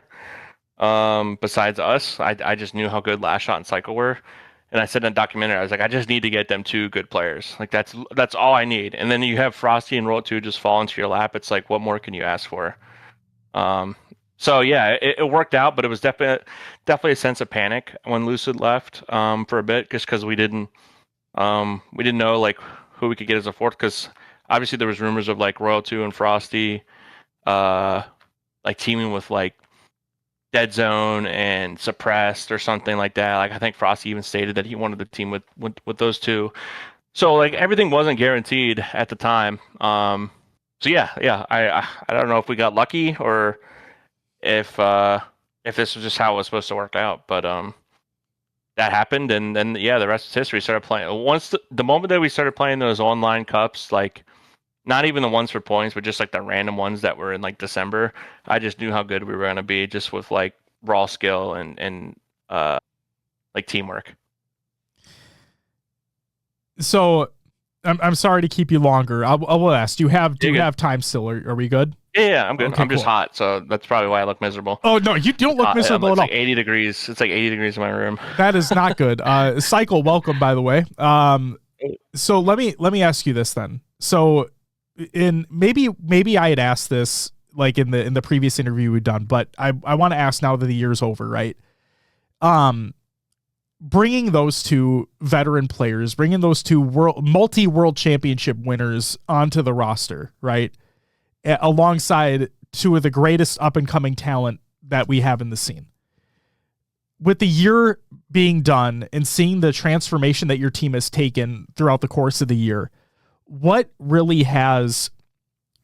have Royal 2 and Frosty brought to the young talent in Cycle and Last Shot throughout the year that you saw firsthand? I think they brought out like the comfortability factor of the team, because I feel like last year when I had just Cycle and the other 3, we weren't like comfortable playing together. Like no one really spoke about a lot of things in game or out of game, and I think this year it's just like having those 2. Like obviously it was a little awkward at first, like because they didn't know each other. Obviously I knew Frosty and Roll 2. I didn't really know Wyatt that much. Talked to him like once or twice, but once everything kind of like came together, I think it just brought out Cycle and Last Shot's like personality in game more, where they could speak up and talk about the game a lot. Because I think at the beginning a lot was like, hey, this needs to be done, or it's like, it wasn't like we were directed at one person, but it would always kind of fall back on like, hey, Wyatt, I think this, hey, Wyatt, I think that, and it's like once that went away, then Wyatt's like talking back to all of us about things, or even Preston. Like Cycle's always been more reserved, but like he talked more about the game with this team than he ever did last year, and I think that really helped our team a lot, because you don't want them just play. Like they're obviously going to be good, but like having them be more vocal was what was really good. A really good factor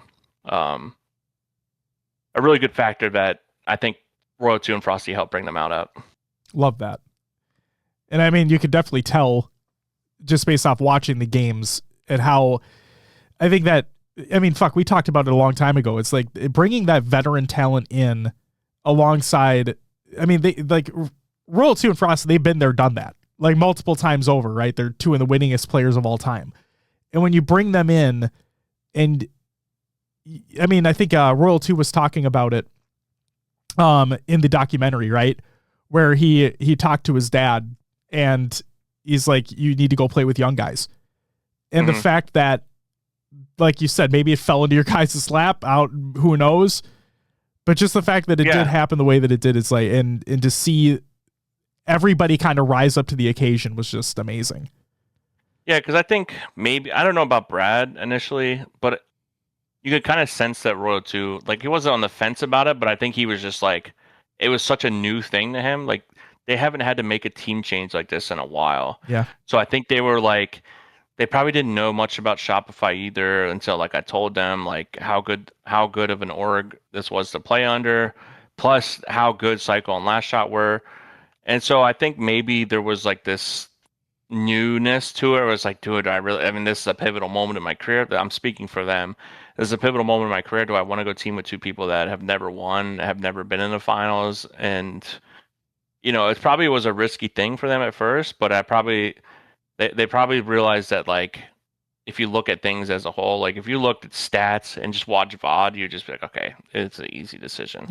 And, you know, it also helped that, you know, that they got left in the dust by essentially Snakebite and Renegade. Like they both just went off and formed those two other teams. So it's like, it's not like they didn't have a choice, but they definitely could have. I think the safer route would have been like, oh, let's team with Dead Zone and Trippy or something like that, or let's team with Dead Zone and Suppressed or whoever in a fourth.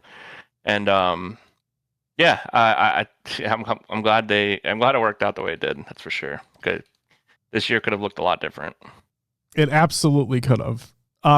But again, just to see the transformation that team had, and to like you said, right, not being able to make it to a Sunday, not being able to make it to a grand final before, and now you have this new roster coming into the year, and you immediately make a grand final, and you get to see, you in the position that you're in, you get to see firsthand, and obviously we get to watch it at home and in at the event, but like watching the player that you wanted to build around in the first place and in a Cycle and a Last Shot, and you get to see them come into their own and really not only come into their own, but make themselves known as two of the greatest players in the game. And obviously Cycle won the regular season MVP for the year. Congratulations to him. Well deserved. And to some. What do you mean to some? What do you mean? I mean, I saw a lot of pushback that should have been Renegade. So, oh, no, I won't lie. Like I said that, I'm glad to hear the argument about Cycle deserving MVP for the year. But I truly believe that Renegade should win MVP for the game.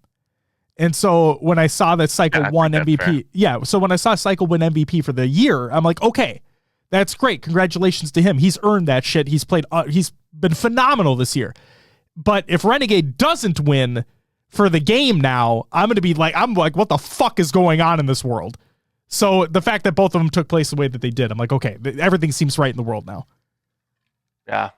I mean, could make an argument for Royal 2 for Infinite MVP. I think he just went under the radar more than Renegade did. Sure. I think I mean, he had two worlds.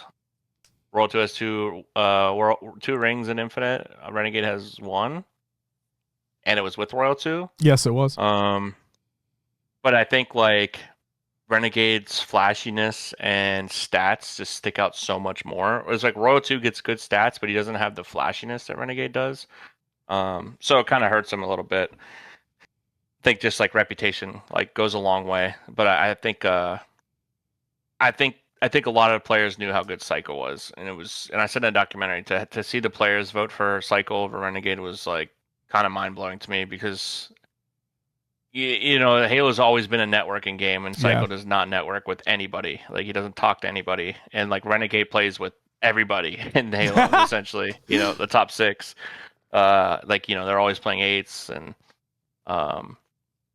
stuff like that. But yeah, I mean, Renegade had insane tournaments this year. Like Arlington was, you know, like that's another reason why I didn't touch on it. But like we lost Arlington due to a legacy tournament. Like you'll never see a tournament like that like ever again. Like he had like he was dropping like 1.6s every series, and then leading up and then into ours, he's like 1.2, 1.3, which is insane versus good teams. But yeah, it just helps. It helps your case when you're more flashy and your team allows you to play the way you do. Not a knock on Renegade, obviously. I think he was. I think he was the only one really digging deep at Worlds. To be honest, he was the only one that seemed to have any like presence on the map versus like earlier in the year where like Legend was playing a little bit better. I think Renegade was still. He was still digging deep despite Optic playing pretty poorly. For me, it was the consistency of his play throughout everything. Yeah, he doesn't really have off series. That's for sure. He had a couple off games in that grand finals against you guys, though, I'll tell you that much. Yeah, but I mean, it's hard to have a good game when you're just getting like 250, 70 on like live fire strongholds. No, I'm aware. 290 on ball and stuff like that. Like if you're going positive in those games, you're doing something wrong. Jesus Christ. All right. I've got one more question for you. Okay. And of course, it has to be about next year. Okay. So let me ask you, putting you on the spot, are you able to share any information as to what we can expect from Shopify Rebellion in 2026 for the competitive Halo scene? I know that immediately after the event of Worlds, you had tweeted out, "See you next year," and we know that Shopify Rebellion are still I don't know how the partnership program is going to quote unquote function, but it was announced that Shopify will be one of the teams that HCS are partnering with in 26 to have some things happen, whatever they may be. So if you're able to share any information, please, What do you got? So as far as I know, besides the 2 Dream Hacks and the Halo Fest next year, which I heard that Halo Fest could look more like a Worlds in a sense, so it might maybe a bigger tournament than DreamHack. That's just me. That's not me knowing anything. I just want to throw it out there. And the partnership program, I'm not too privy on. Obviously, they don't really talk about that stuff, but too much. But we did see obviously Shopify partnering, and then I think Cloud9, SSG, FaZe, Yep. and maybe one more, or is that it? Oh, I mean LVT and European Halo League. That's right, LVT. Yeah. So I don't know what the partnership looks like, but I would assume it have to do something with hosting tournaments. And as far as Shopify Rebellion, they are keeping our roster signed through next year, and holding out for that new Halo game as well. We will be there will be a pro league of some sort, and then an LA LAN, kind of how it was last year. Oh shit. Okay. I don't want to say like for sure like who's going to be involved or not. But yeah, that is the plan for us, and then also in the works, we want to have a Toronto LAN of some sort, whether that's like an invitational or an open tournament online, and then the final teams get invited. Not definite, but that is the goal, to have two of those be associated with the pro league in LA LAN, and then the Toronto one would be a Shopify Rebellion on its own. Well, there nothing you go, definite, folks. Of course. Nothing set in stone, but that is the goal for next year. So next year could look similar to how HCS did this year. It would just be the prize money would be a little bit lower, but still money to be made, still content, still tournaments competing. So the goal would be to have 5 tournaments this year, and probably more online tournaments if those other orgs are involved as well. I don't know anything about them, but that's what I would assume would happen if they're still going to be involved next year. I know SSG wants to do something. I just don't know what it would look like. Yeah. Okay, so again, nothing is absolutely confirmed yet because obviously details will still need to be worked out and things need to be done there. But what you're saying is there's the possibility for, in 2026, a pro league of some kind, a Shopify LA LAN of some kind, a Shopify... Go ahead. Pro league into Shopify LA LAN. Right. And then in addition to all of that, a Canadian-based LAN as well. Yeah, in Toronto. Goddamn.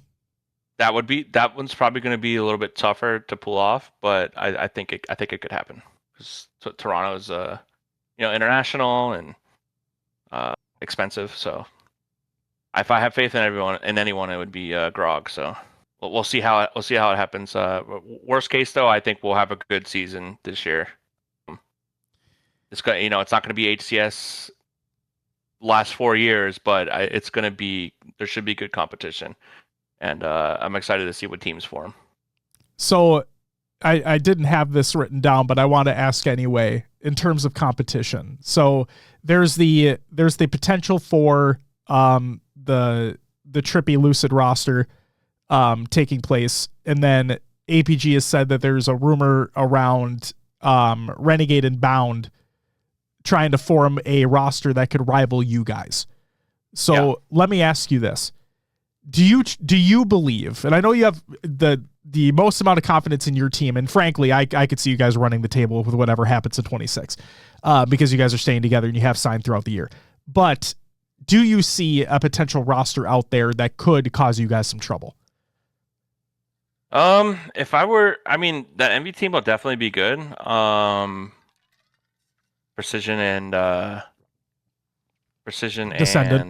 Descendant with Trippy and Lucid is the rumor. I think they will be good.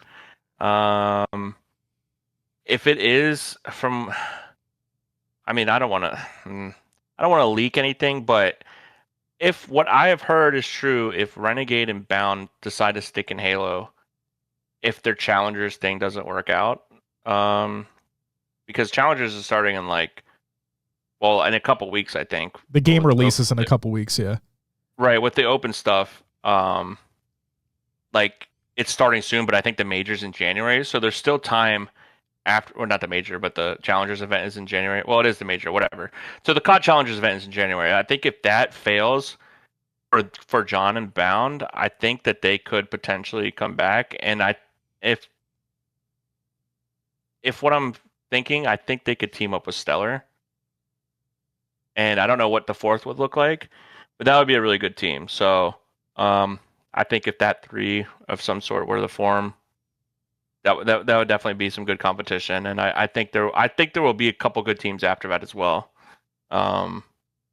Everyone, it just kind of sucked to see kind of how this season was portrayed, like the game was portrayed, because with the whole farewell to HCS Infinite, it's like, well, if we're gonna have events next year and all this stuff, it's like we're still playing the game, because this season was so good. Like if you take for me, when I take a step back and look at the competition at the beginning of the year leading into the end, this is a really good season to watch. It obviously sucks that only 2 teams won. You want to see more teams win for outsider perspective, but I think that there's still good competition left in this, and I hate I know why they portrayed the end of HCS Infinite the way they did, but I kind of wish they didn't, because we're still going on. We still got to carry some momentum going into the new game. There'll be some good tournaments next year for sure. So, yeah, I think we talked about it week over week, year over year, that the competition has only gotten better every single year in this game, and the fact that we've had a year 4, we never had a year 4 before.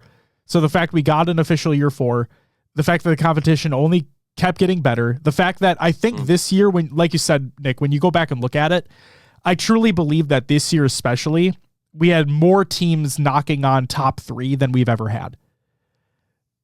Or that possibility, right? Not necessarily being in that spot, but having that possibility to get there. I don't think we've ever had as many teams. So, yeah, I think last year showed that we were that team that came in from the outside and got a top 3 a few times, whereas it's always just been FaZe, SSG, Optic, or FaZe, Cloud9 when they had that good roster. It was always those certain 12 players were always in the top 3. So last year, we kind of knocked on the door a little bit, but obviously we didn't really compete for first. Whereas this year, it's you had more teams knocking on the door, but not enough competing for first besides us and Optic. Correct. Optic obviously lost to FaZe, but FaZe wasn't really competitive in the finals with us. Mm-hmm. So it just sucked to see it seemed more teams were knocking on that top 3, but no one could get caught up to us and Optic as much as you thought that could happen, if that makes sense. Yep. Agreed.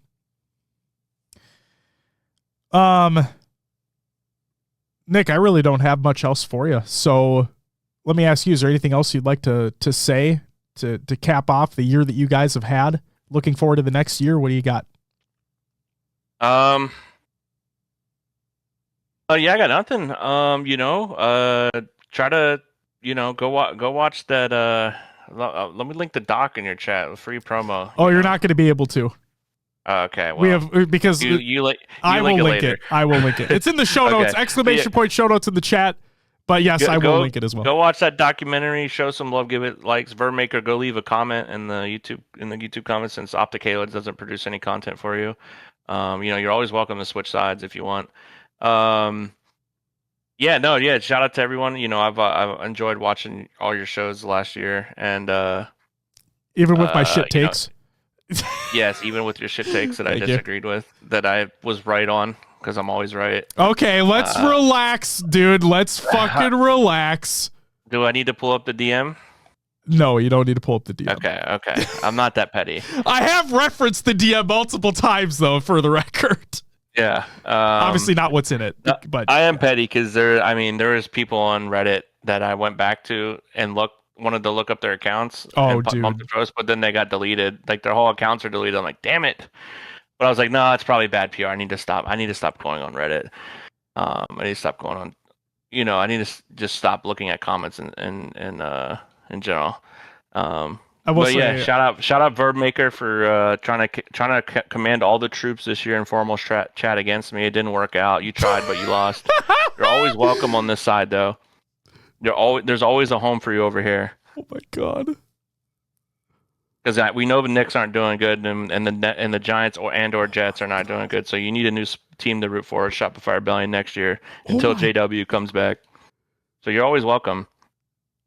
I never thought I would see Verb get fucking like verbally assaulted on the show like this. He already bent the knee, so it's a screenshot that will live in history.